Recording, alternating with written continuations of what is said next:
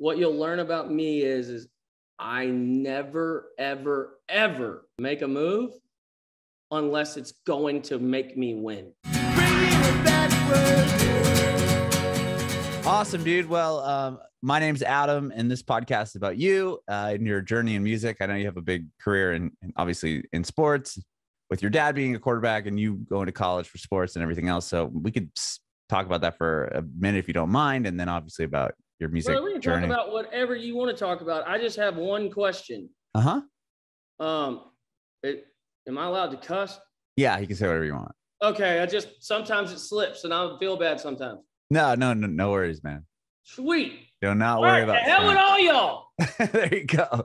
Rad. Well, I guess first off, where were you born and raised? Man, I was born in Lubbock, Texas, and raised kind of like all over the place, but mainly raised in Shreveport, Louisiana. Okay. And was dad still playing football at the time when you were born and everything? Yeah, I was born. My parents were in college. So I was born in Lubbock, Texas, where Texas Tech University is. My dad played quarterback at Texas Tech. And then he got drafted in 89 and I was born in 88.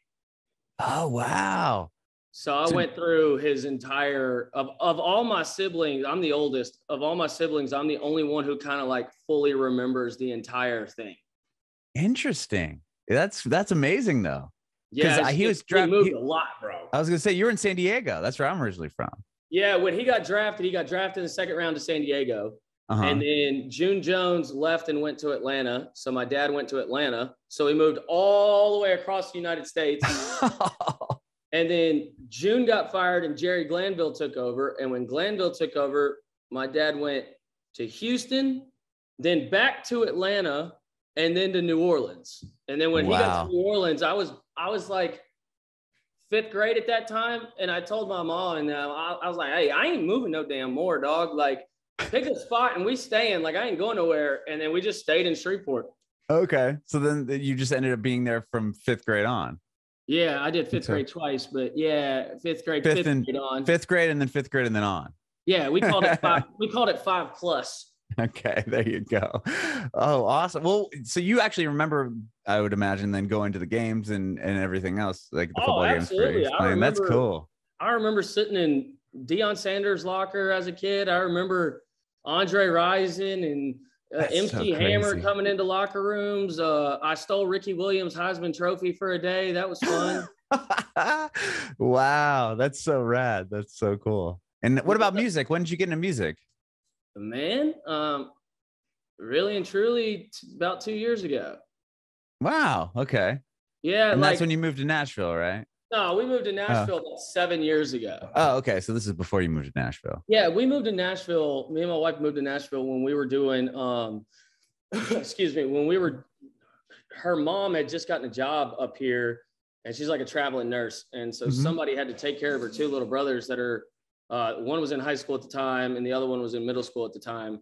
So we moved up here, did that and ran our own like company. And then like in 2019, I got bet by a buddy of mine that I wouldn't go to a studio and the rest is history. Wow. That's incredible. Okay. So are you in Nashville now? Yeah. South of Nashville. Yeah. That's where I'm at. I'm out south of Nashville as well. How crazy. I'm in Franklin, big dog. Oh, I'm just a little bit further south of you then. I'm in Spring Hill. Oh, that's where her whole family lives now, is out in Spring Hill. No way. Yeah, they're developing this place like crazy. Dude. Franklin's getting too expensive. Hey, everybody out there, if you ain't been to Middle Tennessee, just so you know, don't look at Franklin real estate unless you got a lot of money, because you got to really find it. You got to really find where you can live in Franklin, Bubba. Same with Spring Hill now. It's crazy. It's just going up and up and up. It's wild.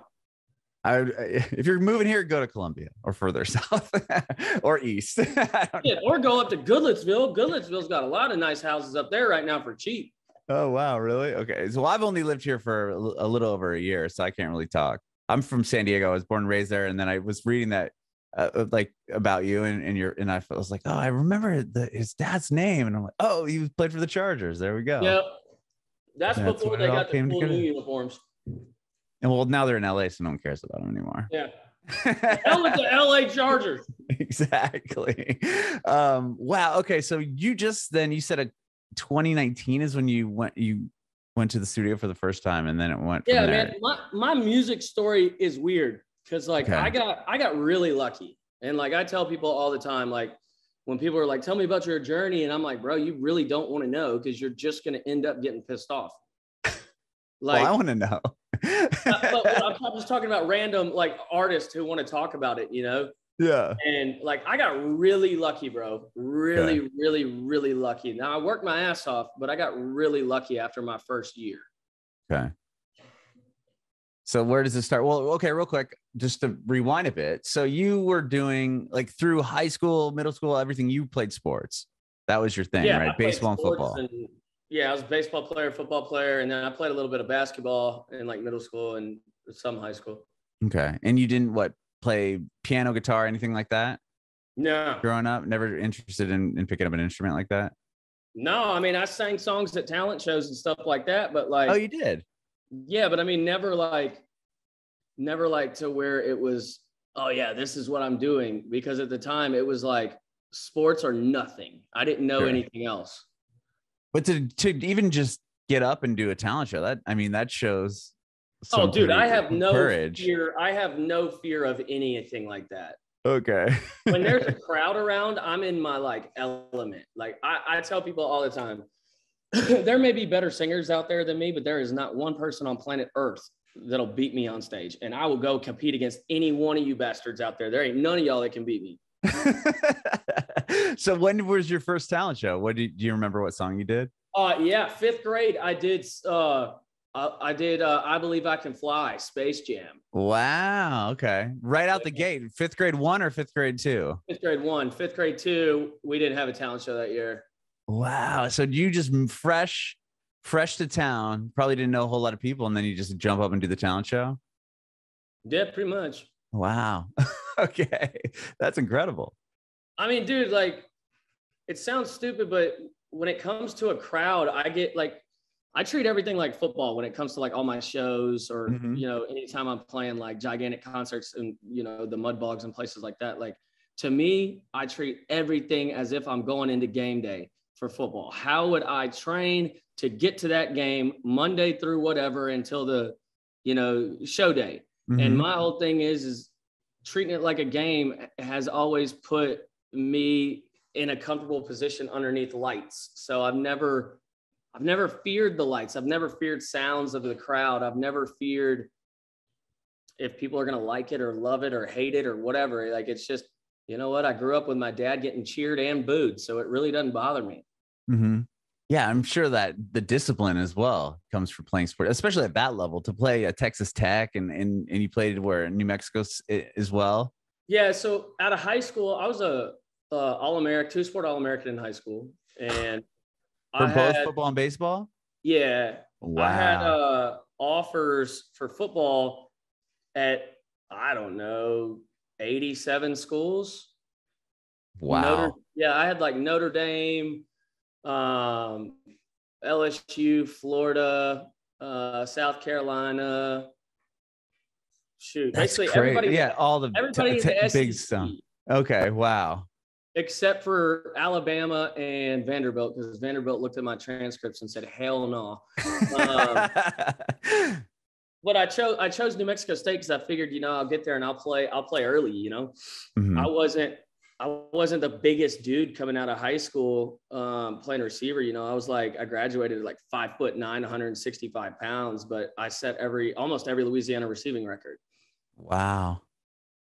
And so it was kind of like, let's go play early and see what happens. Well, when I got to New Mexico State, the entire coaching staff got fired.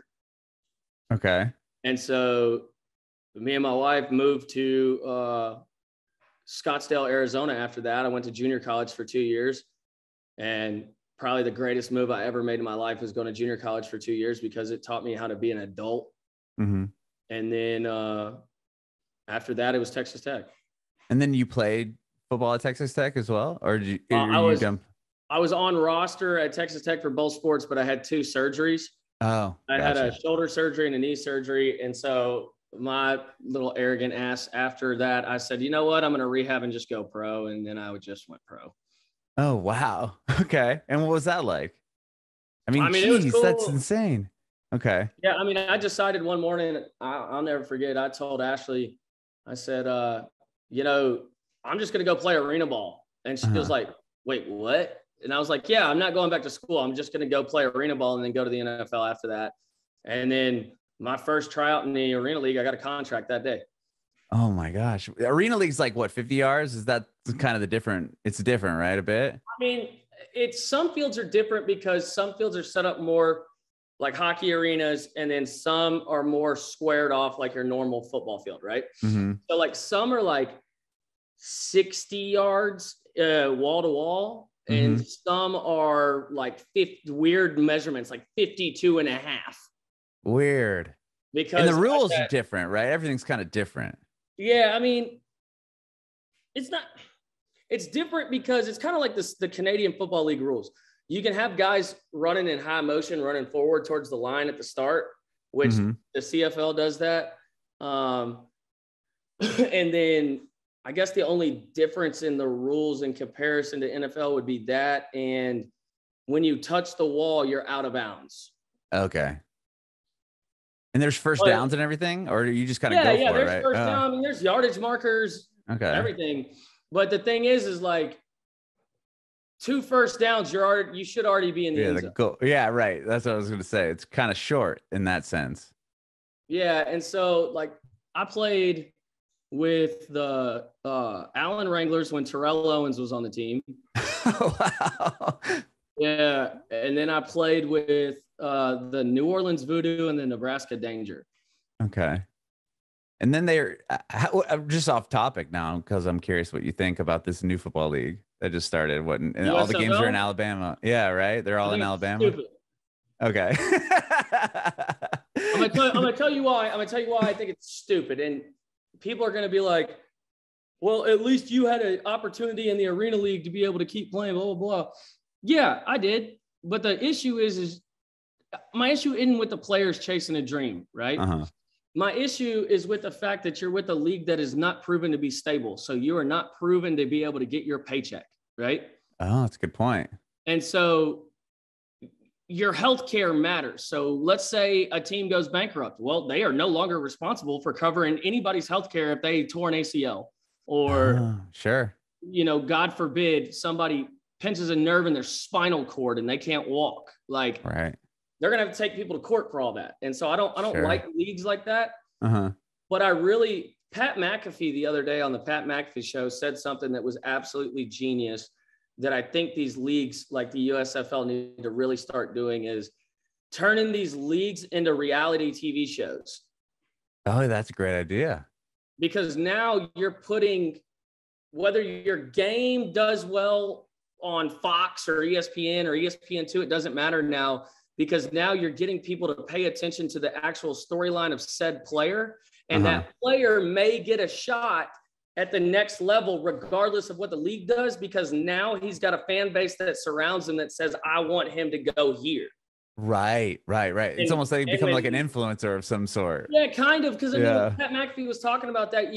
If you get to know these players that are grinding to try to get to, the ultimate goal of their life, and you can see what it takes. A lot of people would be way more interested in following a league that is not considered the NFL, like the top echelon of the sport, right?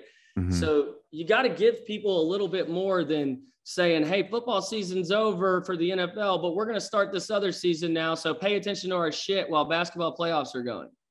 Right. No, that's a great idea. Yeah, that makes a lot of sense. I just thought it was weird that they're only playing games in Alabama.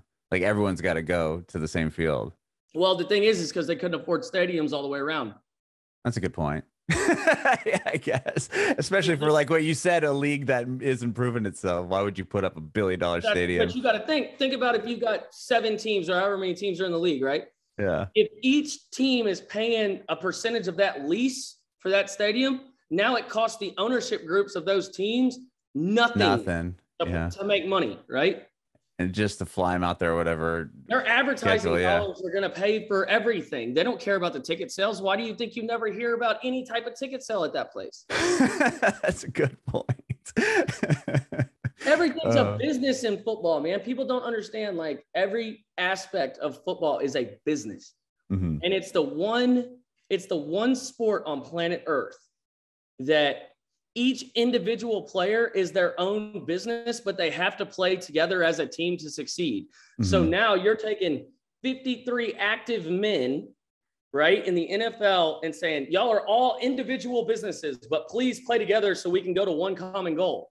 Well, how are you going to do that if one of the guys is worth $150 million and another guy's only worth, like, you know, league minimum at 485,000 or whatever it may be, and he's getting cut every week to open a roster spot? That dude's busting his ass at practice while $100 million guy's like, you know what, I'm gonna take today off. And then, you know, 465,000 guy blows up $100 million guy on the field, and then next thing you know, gigantic brawl happens. That's why I'm saying, like, people don't understand it's all a business. Yeah, that's crazy. That is crazy. Well, dude, this is fascinating. But let's get back to you and your music. So you moved to Nashville you said 7 years ago. Yeah, about 7 years ago. But not to pursue music. That just happened when so tell me the story about how a friend of you bet that you wouldn't go to the studio, and then how does this career begin for you? All right, so my buddy Ty Clark, he went to high school with me, and he moved up to Nashville, I mean, almost right after high school. And I hadn't talked to him in a while, and I saw that he was here, and I linked up with him, and we went and ate, and he was like, let's go to the studio. And I was like, bro, you know how I am. I said, you're really trying to do this. If I go to the studio, I'm going to start competing, and I'm going to want to take over. Like, let's not do it. Like, we can write or something. And he was like, no, I bet you won't go to the studio. I was like, all right, bet.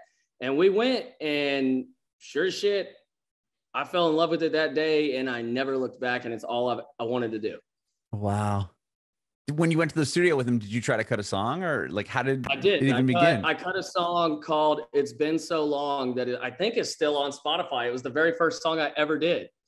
And you did that day. Did you obviously, like, okay, you didn't have anything written down. You just went in, you're like, okay, let's do this. We wrote it on the way to the studio. Ty sings the first verse, or no, Ty sings the hook on that song, I think.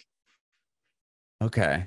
Wow. Oh yeah, it's been so long. It is. Yeah, Ty Clark. Yeah. I see it right now. That's crazy. What's the date on? Is it 19 or 18? I can't remember. 18.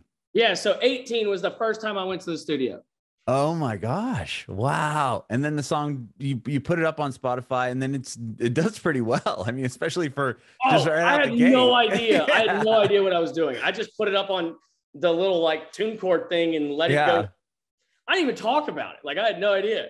Oh my gosh. And then you just fell in love with it. And what, you just could from there just keep putting songs out? And then what's kind of the next moment that kind of validates what you're doing? It was kind of like, okay, people listen to this and nobody told me to go fuck myself. So, all right, let's figure it out. And then the next time I went to the studio, I cut like 2 songs, and I did some different shit than, you know, what I was normally, or what I was planning on doing. Right. Mm-hmm. I did some more like hip hoppy stuff, but also did some like country singing stuff, and then put some more songs out. And then finally I was like, yo, I can do this. Like, I can really do this. I've got to look for it. I'm marketable. I've got a voice for it. I've just got to find the voice of what I'm trying to do. Mm-hmm. So like all of 2019, literally all I did was try to figure, where do I fit and what am I going to try to do? And I decided I'm going to create my own genre. Like, I'm going to do whatever the hell I want to do, and I'm going to do it how I want to do it. And if it doesn't fall into a category, then to hell with it. I don't care. Mm-hmm. And I flew out to Las Vegas twice and did about 126 songs in 7 days. Oh my gosh. So, oh wow. So what are you just writing constantly all through 2019? It sounds like before you go to Vegas. I got really lucky, man. I got really lucky that in 2019, I got put around some really good writers. A dude named Shay Shea, Aaron Lamont, Bo Morgan, Nathan Justice. Like, I got put around a lot of dudes that helped me mold the sound that I was looking for. And man, I went to Vegas and put a bunch of writers and producers and engineers in rooms. And I said, I will go room to room and we will finish all these songs. And that's what we did. Oh my gosh. So now you have 126 songs. You get back. Are you old? I'm at this point. So you record 126 songs, what, in 7 days in Vegas. You come back to Nashville, and what do you do with this batch of music? In between both Vegas trips, what happened was the first Vegas trip, I went and recorded some songs, came back, and I went and saw Forrest at Average Joe's. Forrest is the vice president at A&R. And we sat down and I played him the music. And he was like, not there yet. Okay. Well, nobody in my life up to this point has ever said, you are not good enough yet. Right? And so I said, bet, I'll be back in 6 days. Flew back out to Vegas, told him exactly what Forrest said. We revamped it all, came back, literally 5 months later, signed my record deal in 2020. Oh my gosh. And the first song he did was what, Tip Your Hat? Yeah, that was hold on, let me shut this door real quick. No worries. My damn mini golden doodle keeps barking at the door. Yeah, my first label release was Tip My Hat. Okay. So he signed you that, and then that song just like phenomenal, right? It has over like 1.3 million plays on Spotify. I'm just looking at it right now. Yeah, it did really well, man. Like I tell everybody all the time, the marketing team at Average Joe's cannot be beat. You can stack them up against any other label. You can stack them up against anybody you know. I don't care. They cannot be beat. Mm-hmm. As I tell everybody all the time, they took a guy in me who had no built-in fan base, okay? No built-in fan base when I started with the label, and my first single did 1.3 million. Wow. Well, that also says something about the song. Yeah, but I mean, it also says a lot about the team who got my face out in front of people. Sure. But there's a process to this that I've learned along the way, that if you trust the process and you allow people to build around you instead of trying to build for you, do you see what I'm saying? So they're building around you, all the pieces.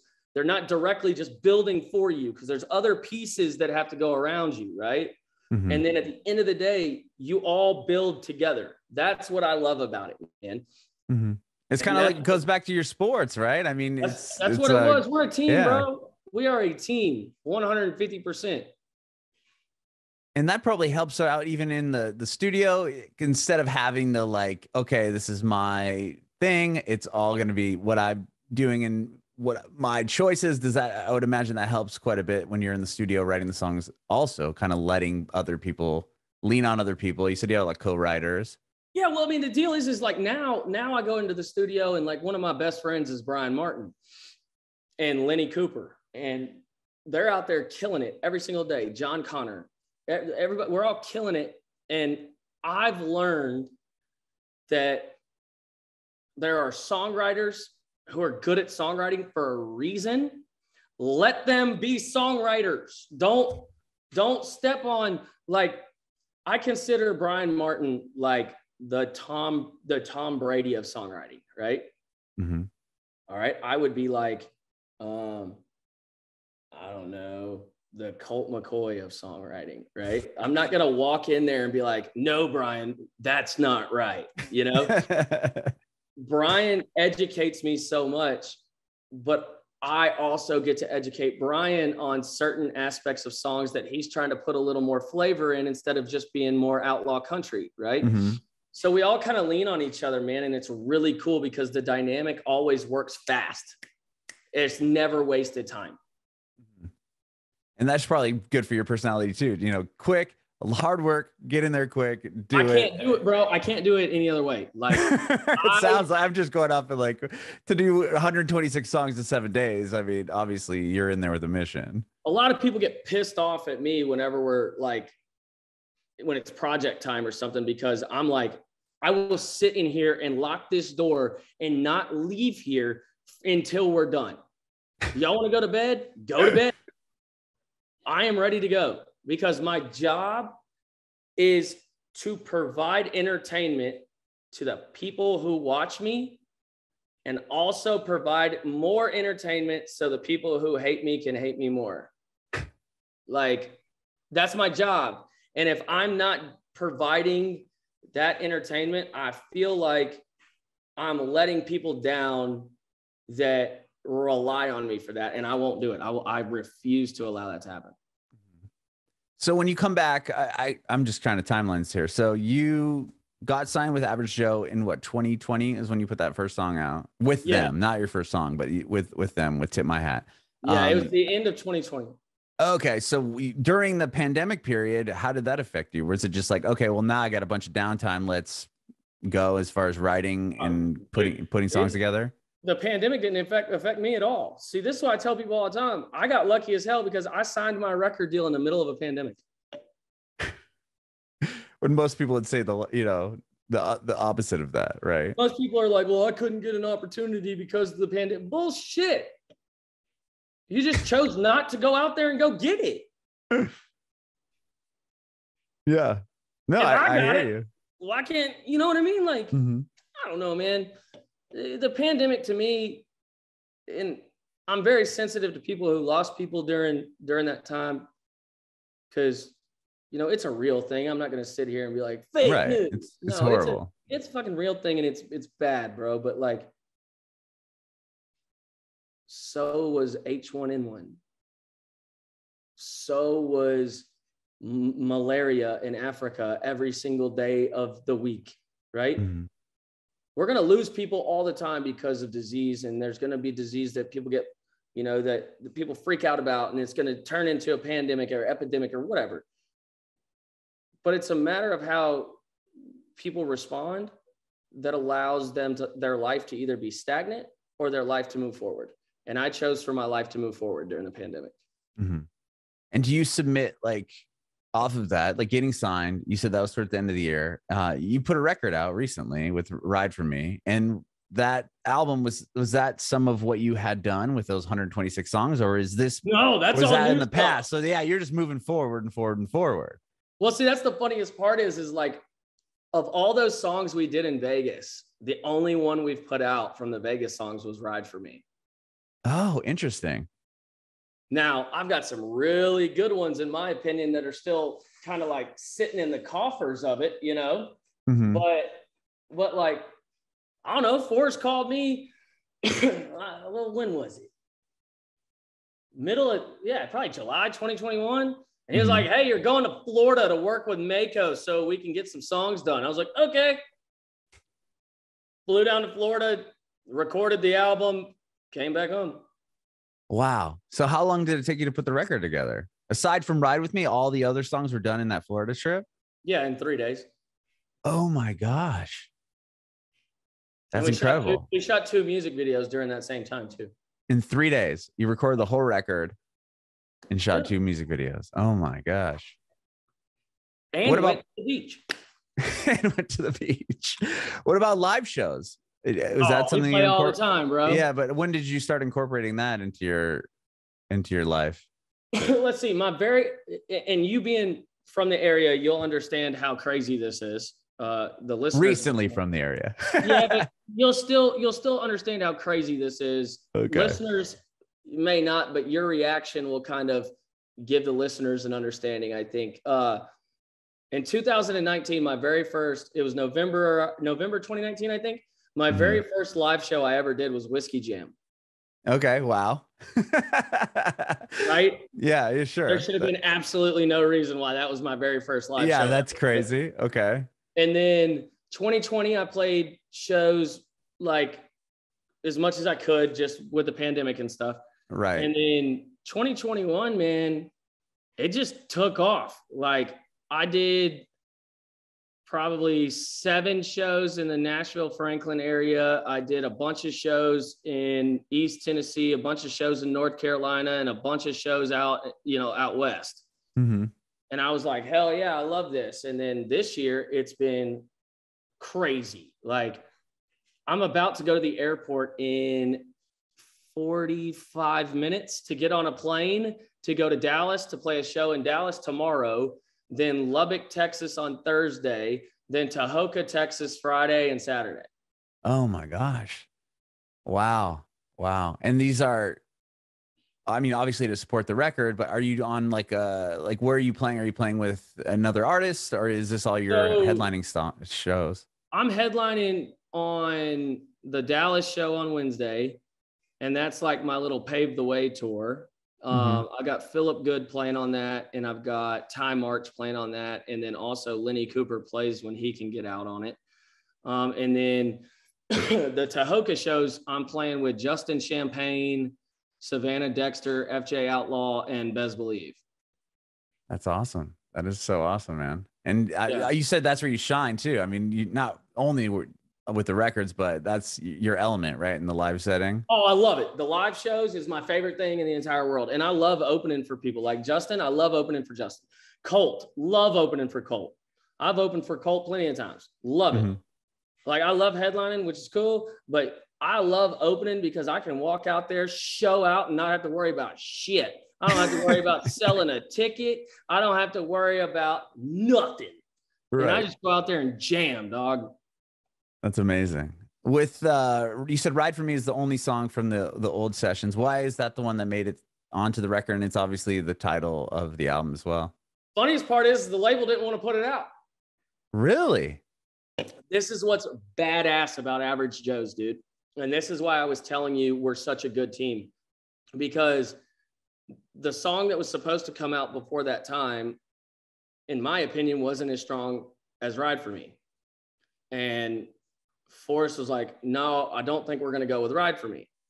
So I said, to hell with that. I leaked the sound on TikTok. Oh, wow. And it did like 33 million views in like 4 weeks or something, whatever it was. Whoa. Yeah. And then I came back in, I was like, see, this is what it is. We need to go with this. And he goes, okay. Oh my gosh. And what was that done through? You just put a video up and it ended up catching fire? Yeah, I just put a video up of me literally standing in my brother-in-law's backyard, just singing the song with my phone on his porch. Oh my gosh. It was a 30-second clip of the song, and it went absolutely crazy. And then now with that sound, there's like 24,000 videos made with it. Whoa. Yeah. Wow. But like the coolest part was my label just automatically, when I said, this is the song I want to go with right here on this release, they said, okay, let's do it. Right. Well, I mean, you had the evidence. Like, you're like, see, I was right. Most artists you hear with a label, you hear them complaining about, well, I can't put out what I want to put out when I want to put it out. Right. Shit, I can. Because I walked right in there and I said, this is why we need to put this song out. Tell me how I'm wrong. And they believed in me enough to say, okay. And it's been my #1 song so far. I love that. When you first put it out and it started doing well, was it like pretty quickly? Did you look down at your phone and you're like, oh, wow, this is like really happening? No, actually, it was quickly, but I didn't look down because at this point in time, I still didn't understand the actual business, right? I understood how to like market myself and what my job was, but I didn't understand like the correlation between social media views, social media sound usage, and engagement on certain sounds that would correlate to streams in a wider fan base, right? At that time, I didn't understand it. So I was just like, oh, this is dope. I'm getting more followers. Cool, bro. Right. And they were like, no, idiot, sit down. Let me explain to you what this is. And then when they explained it to me, I was like, oh, I get the metrics now. Cool. So now I kind of understand how it was. But back then it was just more of like, all right, the song I said was going to do good. I was right. Yeah, it's doing well. Right. Yeah. So how do you capitalize on that? Like you said that you didn't understand the business end of it. Like once it's doing that, were you able to figure out a way to turn those fans from there? Oh, they did. Yeah, they did it, because like, that's the greatest part about, man, Joe's, I'm telling you, Average Joe's is different, bro. Our label's different, dog. Like, we sit here and they will sit me down and coach me through shit that I don't know. Because they know I'm going to take what they say and go do exactly what I'm coached to do. Right. And so like, I'm never going to understand this business enough to where I can sit back and say I'm an expert. Right. but I could get educated enough to make tactical decisions to win. And what you'll learn about me is I never, ever, ever make a move unless it's going to make me win. That's great advice. I was about to ask you if you had any advice for aspiring artists. Well, see, that's the thing. That's a great piece of advice. Artists that are coming up have to understand nothing's going to be handed to you. Uh-huh. You have to go and knock on doors, call, like, you want a record deal? Go into an office and sit there until they tell you to leave. And when they tell you to leave, tell them to go fuck themselves. You're not leaving. Go get what you want. But you have to understand, if you don't have a plan to tactically put yourself in positions, even when you're asleep at night, to win, you're going to lose, because there are people like me and 700 different artists that are out there that every waking moment, they're trying to win. And if you're not beating the person next to you or behind you or above you, what the fuck are you doing? Bringing it backward.